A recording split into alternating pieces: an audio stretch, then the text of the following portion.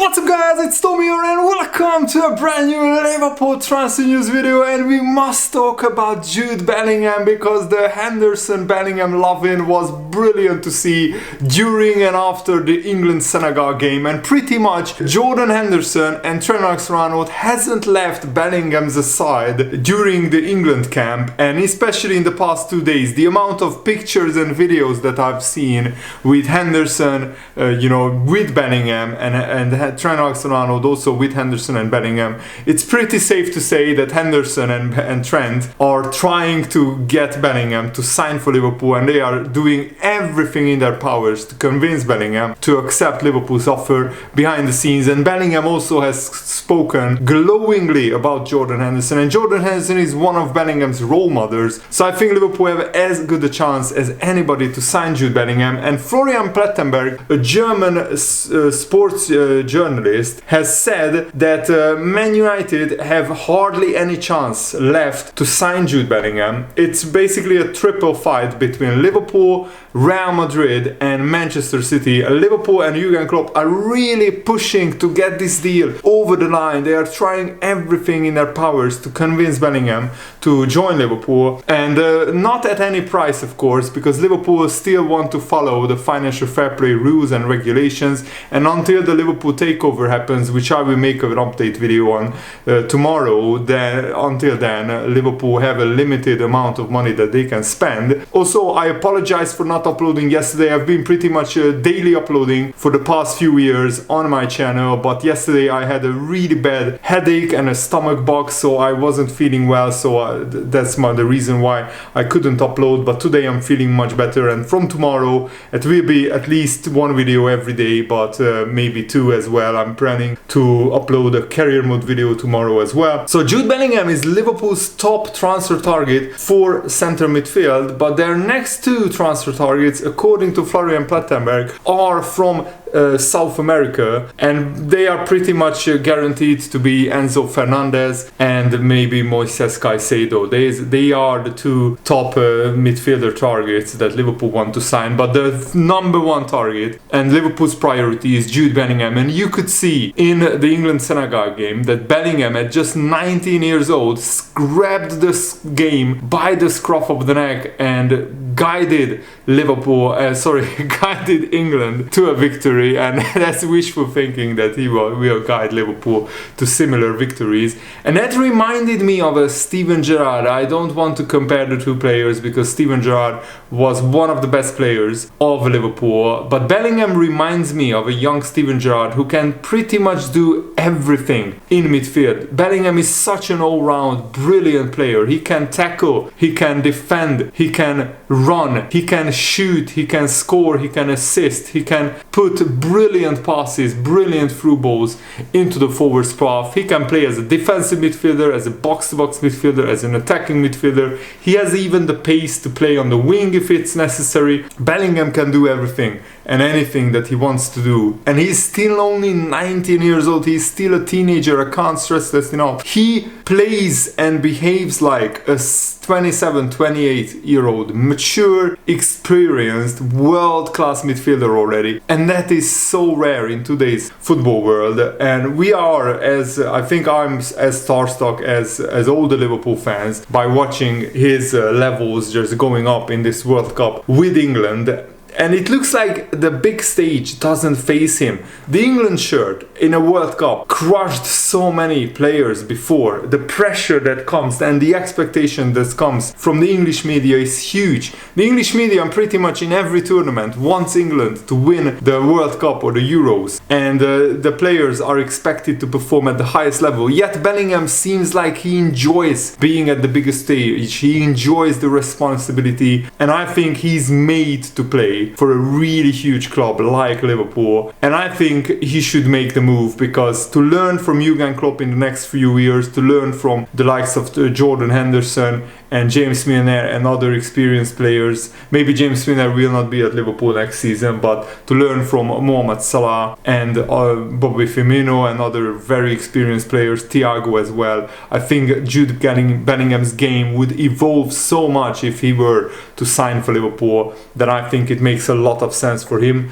to sign for Liverpool. And Ronan Murphy is also reporting that Bellingham is going to be so in demand in the summer. His price will go up and it will be close to 120, 130 million euros. He's weighing up any potential move to see what is best for his career, according to Murphy, just like he did before joining Dortmund. He's a clever guy, he has good advisors around him. So Liverpool will have to sell themselves very well to bring him to Anfield. The Klopp factor should definitely be a help, and I'm sure that Jurgen Klopp behind the scenes has already spoken to Jude Bellingham and his representatives. I mean, it's well documented that Bellingham and his family visited the AXA training ground like 2 or 3 years ago already. And also there is a video on social media circling around that a Real Madrid fan goes up to Jude Bellingham and Jordan Henderson and he asks Bellingham to join Real Madrid, and Henderson is like, no, he's not going to Real Madrid, and Bellingham is just smiling and smirking and looking at Henderson,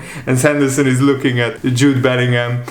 So there is something going on behind the scenes, and Trent Alexander-Arnold was also sitting next to them, which is absolutely brilliant. So it looks like the Liverpool boys are doing everything in their powers behind the scenes to get Bellingham to sign for Liverpool, and I'm ready to be hurt again. I'm all on this Bellingham to Liverpool hype train. I'm all in. I'm really invested now. I've seen all the videos, and the way that Henderson and Bellingham celebrated after the first England goal, where of course Jude Bellingham assisted Jordan Henderson, and then Jordan Henderson goes out to Bellingham pointing to him, and Bellingham is like, come here bro. That was just a thing of beauty, and I just wish that will happen when Bellingham wears the Liverpool shirt. And if Bellingham in the end ends up signing for another club, then all the Liverpool fans will be heartbroken, because I think most Liverpool fans seeing these videos and these pictures, they expect Bellingham to join Liverpool after all this brilliant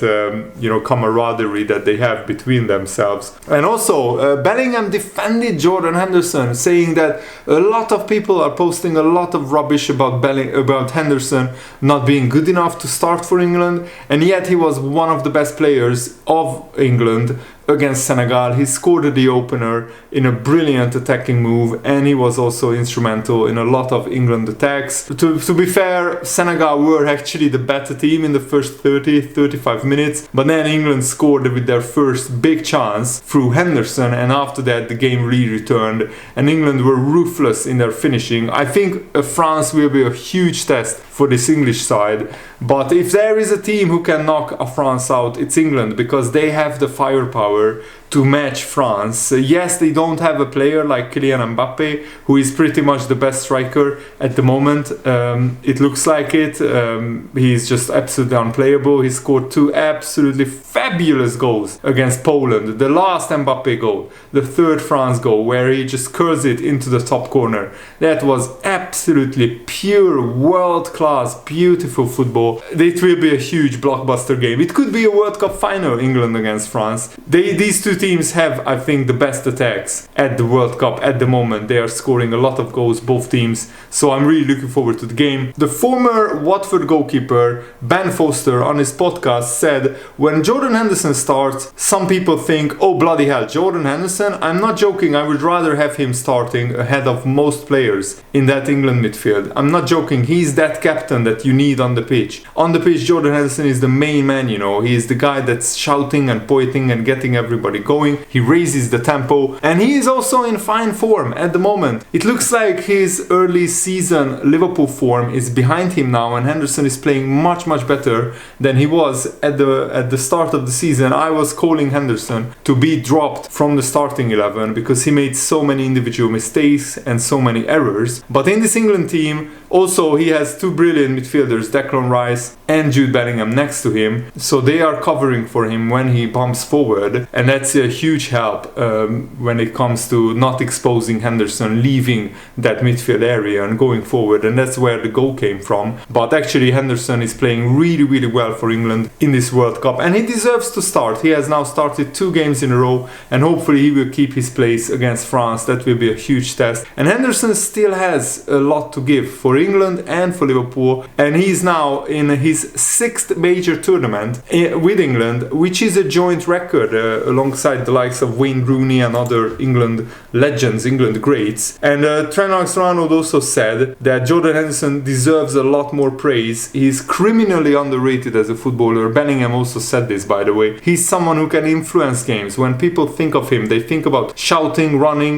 the dirty side of the game, but on the ball he's technically an outstanding footballer. He's a natural born leader, and you can tell it is not forced, it's completely natural. He brings that intensity to the team, he demands it from people with his aura and shouting, and the way he plays the game is very intense, and you need players like that. He's an all-round outstanding footballer, and he deserves a lot more credit than he is given, and I think now hopefully he is going to get a lot more credit from the English media and from the English football fans as well.